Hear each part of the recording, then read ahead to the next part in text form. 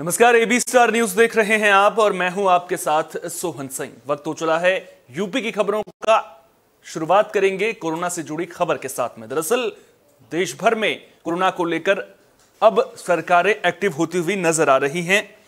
बैठकों का दौर भी शुरू हो चुका है। यूपी सरकार भी कोरोना को लेकर एक्टिव नजर आ रही है। सीएम योगी आदित्यनाथ ने टीम 9 के साथ बैठक भी की, जिसके बाद लोगों से कोरोना गाइडलाइंस का पालन करने की अपील की गई। बात फिरोजाबाद की करें तो फिरोजाबाद में भी स्वास्थ्य विभाग हर परिस्थिति से निपटने के लिए तैयार नजर आ रहा है। व्यवस्था जो हॉस्पिटल में है वो पहले से अच्छी थी और अभी भी है। ये हमारा वार्ड है, कोविड आइसोलेशन वार्ड है। इसमें 40 बेड की क्षमता है, जिसमें बड़े को भी हैं और बच्चों के भी हैं। बच्चों के लिए पीपू वार्ड बना रखा है उस साइड में, और सामने आइसोलेशन वार्ड है। यहाँ बड़ों की व्यवस्था की गई है। ऑक्सीजन सप्लाई प्रॉपर तरीके से हो रही है। कंसल्टेशन यहाँ और उपलब्ध है। मथुरा में कांग्रेस की भारत जोड़ो यात्रा जंग का अखाड़ा बन गई। दरअसल यात्रा के दौरान कांग्रेस कार्यकर्ता आपस में ही भिड़ गए और कार्यकर्ताओं के बीच जमकर हाथापाई हुई। वहीं नेता मंच से कार्यकर्ताओं को शांत कराने के लिए आवाज लगाते रहे, लेकिन कार्यकर्ताओं ने नेताओं की नहीं सुनी।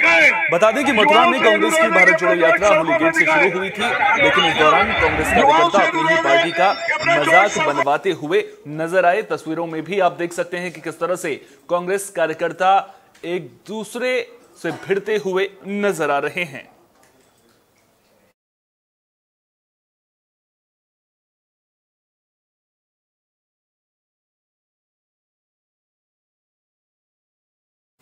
पूर्व सांसद और फिल्म अभिनेत्री जया प्रदा की मुश्किलें बढ़ रही हैं। दरअसल एमपी एमएलए कोर्ट ने उनके खिलाफ गैर जमानती वारंट जारी कर दिया है। उनके खिलाफ यह वारंट आचार संहिता उल्लंघन मामले में कोर्ट में गैर हाजिर रहने की वजह से जारी हुआ है। मामले की अगली सुनवाई 9 जनवरी को होनी है। कोर्ट ने एसपी को जया प्रदा को कोर्ट में पेश करने का आदेश दिया है। बता दें कि जया प्रदा के खिलाफ आचार संहिता उल्लंघन के 2 अलग अलग मामले साल 2019 में दर्ज किए गए थे। एक मामला रामपुर के केमरी तो दूसरा स्वार थाने में दर्ज किया गया था। जया प्रदा के खिलाफ 18 अप्रैल 2019 को कैमरी थाना इलाके के पिपरिया मिश्र गांव में जनसभा के दौरान अमर्यादित टिप्पणी करने का आरोप है। दूसरा मामला 19 अप्रैल 2019 का है। स्वार थाना इलाके के नूरपुर गांव में सड़क उद्घाटन का वीडियो वायरल होने पर उनके खिलाफ मामला दर्ज किया गया था। देखिए, MP MLA magistrate trial court में आज जो है मोहम्मद आजम खां का जो है 2 मुकदमे लगे थे। एक क्राइम नंबर 167/19 जो टांडा का था, और एक जो है 215/19 जो शाहबाद का था। हमारे गवाह आए थे, क्योंकि आज बार का चुनाव था यहाँ पे, तो अधिवक्तागण लोग जिरह करने नहीं आए। हड़ताल थी बार के चुनाव की वजह से, इसलिए कोई कार्रवाई नहीं हुई। और जयप्रदा का भी एक मामला था, उसमें उन्हें उपस्थित नहीं आई, तो उनके विरुद्ध माननीय न्यायालय द्वारा जो है NBW जारी किया गया है। हाँ, और अगली तारीख 9 तारीख नियत है। तो NBW क्या होता है सर?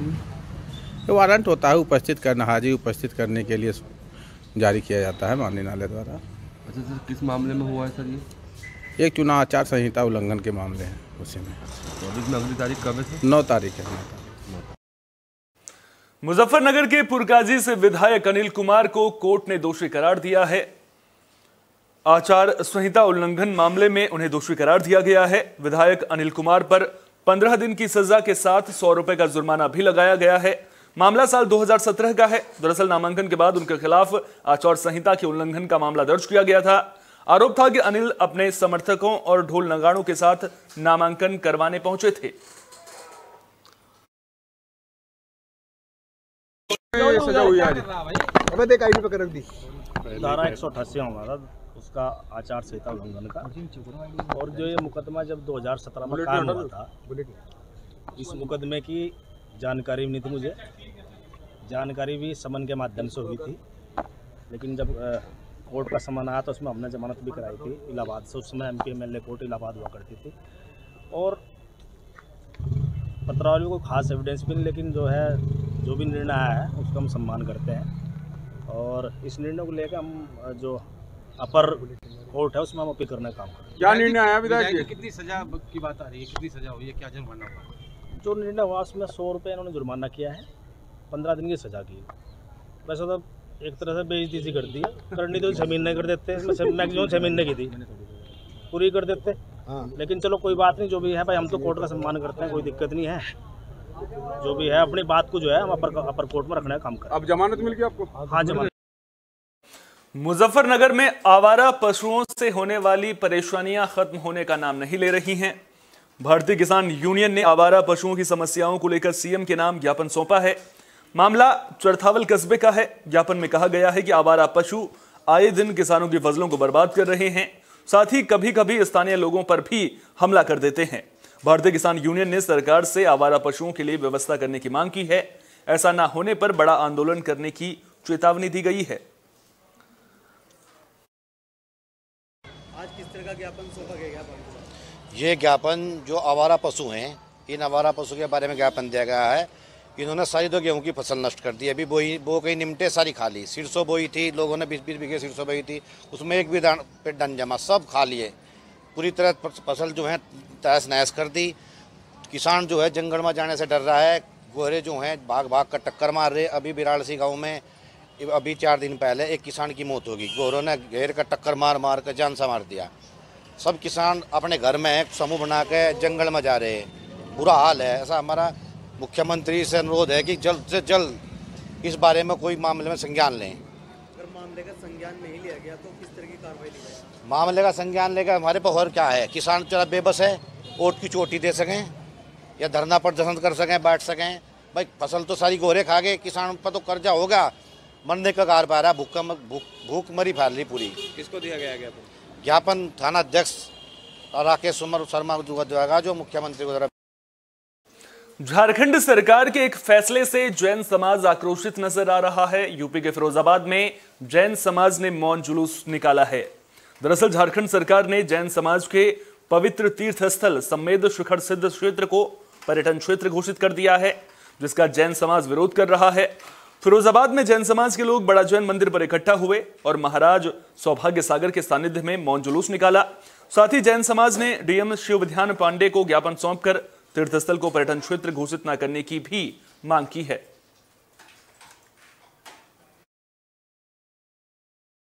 ज्ञापन दिया है आपने? झारखंड राज्य में सम्मेद शिखर पर्वत शिखर जी के नाम से जाना जाता है, पार्श्वनाथ पर्वत के नाम से। वो जैन धर्म का अनाद काल से तीर्थ रहा है, जिसमें दिगंबर मुनि 20 तीर्थ अगर भोग चुके हैं। जैन समाज के लिए कण कण पवित्र है। हम उस पर रात को 2 बजे चढ़ के वंदना करते हैं और 27 किलोमीटर की यात्रा करते हैं। अब झारखंड सरकार ने उसको पर्यटन केंद्र घोषित किया और केंद्र सरकार ने उसका अध्यादेश जारी किया है। जो अध्यादेश जारी किया है वो निरस्त कराना है और पूरे देश में जैन समाज एक होकर प्रदर्शन कर रही है। और सर क्या कहना चाहेंगे? देखिए, जैन समाज के लोग जो है वो 20वें जैन तीर्थंकर श्री अनंत संतों की मोक्ष स्थली श्री सम्मेद शिखर पारसनाथ पर्वतराज गिरिडीह झारखंड की स्वतंत्र पहचान पवित्रता एवं संरक्षण हेतु श्री सम्मेद शिखर की बचाओ आंदोलन के संबंध में इन्होंने अपना ज्ञापन दिया है। ज्ञापन को उचित फोरम पर भेज करके और जो भी यथोचित कार्रवाई नियमानुसार होगी वो कराई।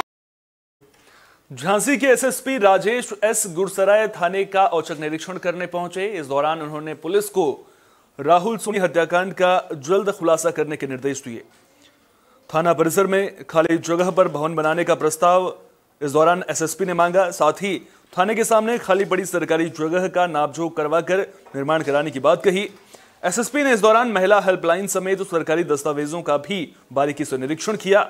साथ ही 1 साल से लंबित राहुल सोनी हत्याकांड का खुलासा करने के भी निर्देश दिए हैं।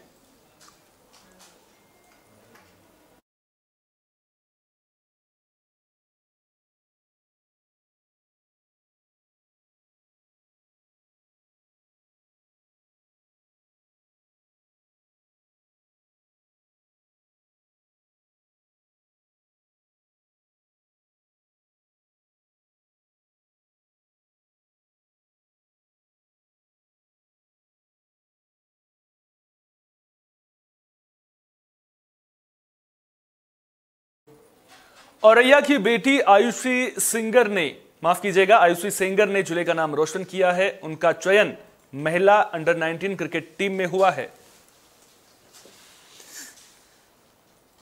तो आयुषी का सिलेक्शन अंडर 19 क्रिकेट टीम में हुआ है। सिलेक्शन के बाद जब आयुषी औरैया पहुंची तो उनका जगह जगह फूलमाला पहनाकर स्वागत किया गया, साथ ही रोड शो भी निकाला गया।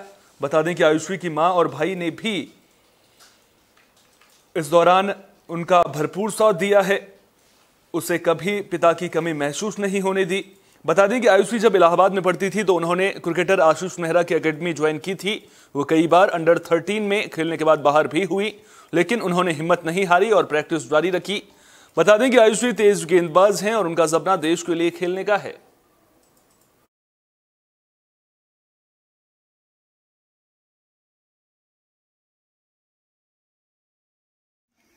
आपका जो महिला क्रिकेट टीम में चयन हुआ है, क्या कहना चाहेंगी? सबसे पहले मैं तो सबको थैंक यू बोलना चाहूँगी। बहुत लोगों ने मुझे सपोर्ट किया, बहुत लोगों ने इंस्पायर किया, तो मैं सबसे पहले सबको थैंक यू बोलना चाहूँगी। और उसके बाद मैंने अपना क्रिकेट कैरियर कैसे स्टार्ट किया मैं ये बताना चाहूँगी। मैंने अपना क्रिकेट कैरियर स्टार्ट किया इलाहाबाद से। पहले मैं बहुत प्रोफेशनली वे पे नहीं खेलती थी। मैंने सोचा कि मुझे इतना आइडिया भी नहीं था कि क्रिकेट में क्या क्या चीज़ें हैं, कैसे हैं, पर धीरे धीरे जब किसी चीज़ के अंदर जाइए आप तो बहुत सारी चीज़ें पता लगती हैं, तो वहाँ से मेरा इंटरेस्ट जगा।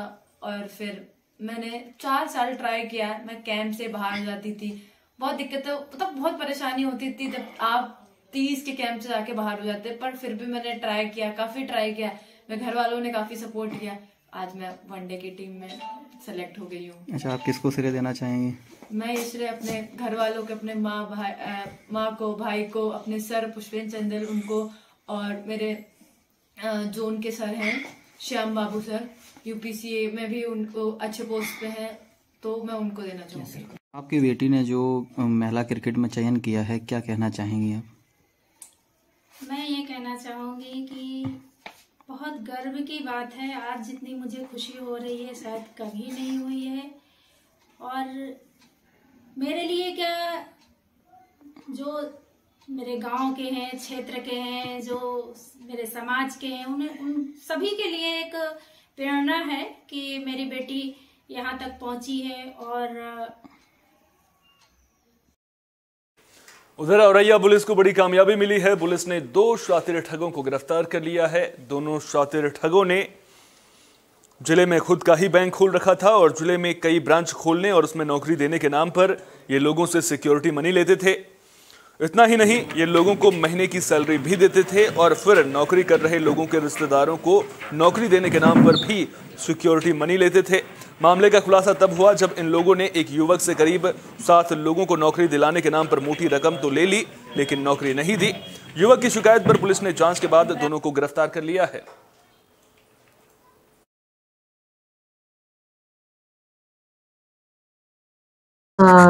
औरैया पुलिस को कई प्रार्थना पत्र प्राप्त हुए थे, जिसमें कुछ लोगों ने आके बताया कि उन्हें बैंक में नौकरी के नाम पे पैसा लिया गया, फिर उन्हें बैंक में नौकरी करने के लिए ट्रेनिंग दी गई। उनके कई लोगों को और बुलवाकर पैसा इकट्ठा करके कई ब्रांचेस खोली गई।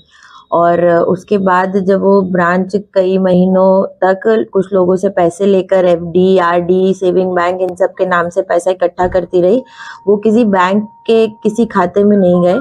और उनको जो ये मास्टरमाइंड है जिन्होंने ये बैंक खोला है डिजिटल आर्यव्रत नाम का, इसमें एक खाता बनाया, लेकिन उसमें कोई भी पैसा नहीं डाला, अपने व्यक्तिगत खाते में वो पैसा डाल लिया। पूछताछ में इन्होंने बताया कि एक निधि कंपनी खोलने से आप ये सब फिनेंशियल एक्टिविटी कर सकते हैं, परंतु कॉर्पोरेट अफेयर्स में ये जब रजिस्टर किया जाता है कोई निधि कंपनी, तो आप उस कंपनी को रजिस्टर करके उसके अकाउंट में जो भी फिनेंशियल एक्टिविटीज। बागपत जिला पुलिस आरोपियों को न्यायालय में पेश करने के लिए ले जा रही थी, लेकिन इसी दौरान आरोपियों ने पुलिस कस्टडी से भागने की कोशिश की, जिसके बाद आरोपियों और पुलिस के बीच मुठभेड़ हो गई। मुठभेड़ में 2 आरोपियों को गोली लगी है, वहीं एक पुलिस कांस्टेबल भी घायल हुआ है। बता दें कि इन बदमाशों पर मासूम शौर्य की हत्या करने का आरोप लगा है। जांच में पता चला था कि शौर्य की हत्या उसके चाचा और चाचा के बेटे ने एक अन्य आरोपी के साथ मिलकर प्रॉपर्टी विवाद के चलते की थी। जब पुलिस इन आरोपियों को गिरफ्तार करने के बाद कोर्ट ले जा रही थी, तभी आरोपियों ने भागने की कोशिश की थी, लेकिन पुलिस ने इन्हें गिरफ्तार कर लिया। मुठभेड़ के दौरान 2 आरोपी और 1 पुलिसकर्मी घायल हुआ है। हाँ कटो यार। सर मुठभेड़ हुई है, किसके साथ हुई है, क्या पूरा मामला था, कौन ये लोग थे? जैसे आपको पता होगा कि शौर्य केस है जिसमें एक बच्चे को, एक मासूम बच्चे को मर्डर कर दिया गया था। उसमें पुलिस ने 3 लोगों को हिरासत में लिया था, तो पुलिस उनको अरेस्ट करके माननीय न्यायालय के समक्ष प्रस्तुत करने जा रही थी। उसमें से 2 अभियुक्त जिनके नाम डैनी और विनीत है, इन्होंने पुलिस अभिरक्षा से भागे हैं। ये लोग, पुलिस ने आवश्यक बल प्रयोग करके उनको घायल अवस्था में गिरफ्तार किया है। उनको उपचार हेतु अस्पताल भेज दिया गया। इसमें हमारे एक कांस्टेबल बबलू, वो भी घायल हुआ है, उसको भी उपचार हेतु अस्पताल भेज दिया गया। तीनों की स्थिति खतरे से बाहर है। इस संबंध में आवश्यक वैधानिक कार्रवाई की जा रही है। Thank you. में जिम संचालक की गोली मारकर हत्या करने का मामला सामने आया है। इस घटना के बाद इलाके में हड़कंप मच गया है। घटना झंझाना थाना इलाके के गोगर रोड की है। मृतक विशु शर्मा के परिजनों से मिली जानकारी के मुताबिक विशु को उसके परिचितों ने फोन करके बुलाया था, जिसके बाद उसकी गोली मारकर हत्या कर दी गई। मामले की जानकारी मिलने के बाद पुलिस की टीम मौके पर पहुंची। पुलिस ने शव को कब्जे में लेकर पोस्टमार्टम के लिए भेज दिया है और मामले की जांच शुरू कर दी है। जी क्या नाम है आपका? अच्छा, पुष्पेंद्र जी कहाँ के रहने वाले हैं आप? अच्छा, आपके लड़के के साथ घटना हुई, गोली मारी, उसके क्या मामला है ये? मुझे तो पता नहीं जी। अच्छा, और मुझे बुलाया, लड़का बुलाया तो ले गया फोन पे? हाँ जी। अच्छा, और जब ले जाएगा वहाँ गोली मार दी। अच्छा, मौत हो गई उसकी? हाँ जी। थाने वाने में तहरीर वगैरह दी आपने? दे दीजिए। अच्छा, आरोपी पकड़े गए या फरार है? फिलहाल पता नहीं। आप कहाँ पोस्टमार्टम हाउस पर है? जिम संचालक है सर। जनपद शामली के थाना झंझाना अंतर्गत विशु नामक एक लगभग 24-25 साल का युवक था। उसको गोली मार करके हत्या की गई है। इस हत्या में मृतक के पिता के द्वारा दी गई तहरीर के आधार पर कुल 3 व्यक्तियों के विरुद्ध FIR का पंजीकरण कराया गया है, जिसमें से 2 नेम्ड हैं और 1 अज्ञात है। प्रकरण में टीमें बनाई गई है। पूरी गंभीरता के साथ इसमें दबिशें दी जा रही हैं और हम उम्मीद करते हैं कि बहुत जल्दी हत्यारों को आला कत्ल के साथ गिरफ्तार करके और उनको। संभल में पुलिस को बड़ी कामयाबी मिली है। पुलिस ने 2 कछुआ तस्करों को गिरफ्तार कर लिया है। मामला बहजोई थाना इलाके के जंगल का है। दरअसल पुलिस को लंबे वक्त से कछुआ तस्करी की शिकायतें मिल रही थी, जिसके बाद पुलिस ने कछुआ तस्करों को पकड़ने के लिए अभियान तेज कर दिया था। इसी कड़ी में पुलिस ने 2 कछुआ तस्करों को गिरफ्तार कर लिया है।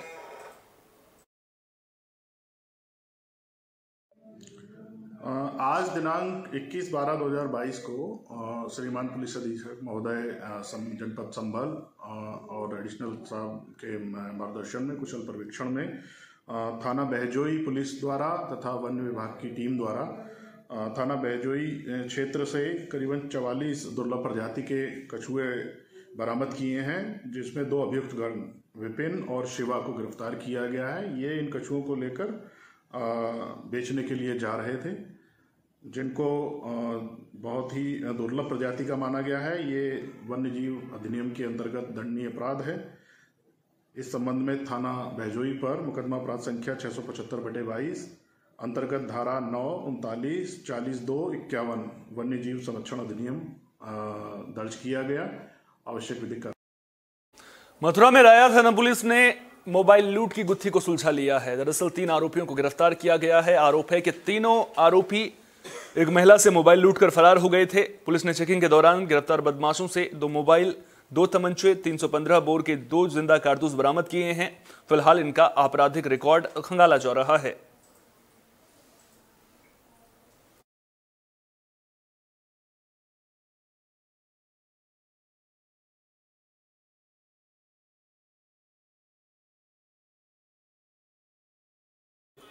देवरिया में एक युवती का अश्लील वीडियो वायरल हुआ था, जिसके बाद पीड़ित युवती ने थाने में इंसाफ की गुहार लगाई थी। पुलिस ने आरोपी को गिरफ्तार कर लिया है। मामला रामपुर कारखाना थाना इलाके का है।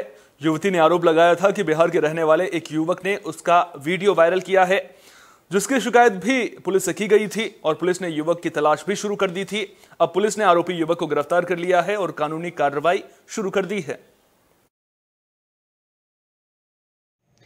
ये जनपद देवरिया में थाना रामपुर कारखाना क्षेत्र का प्रकरण है, जहां पर एक लगभग 20 वर्षीय युवती द्वारा एक युवक जिसका भी उम्र लगभग 22 वर्ष है, उसके खिलाफ अश्लील वीडियो बनाने, उसको वायरल करने और शारीरिक शोषण करने संबंधी कतिपय आरोप लगाए गए थे। इस संबंध में थाना रामपुर कारखाना पर तत्काल प्रभाव से सुसंगत धाराओं में मुकदमा पंजीकृत किया गया और जो अक्यूज्ड है उसकी गिरफ्तारी थाना पुलिस।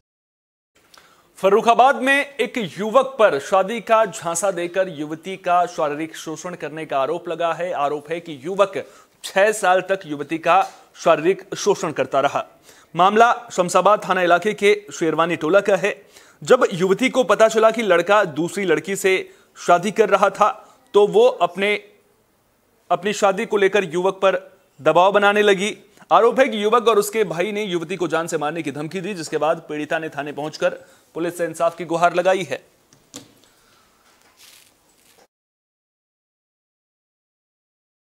अभी आप थाने आए थे, क्यों आए थे?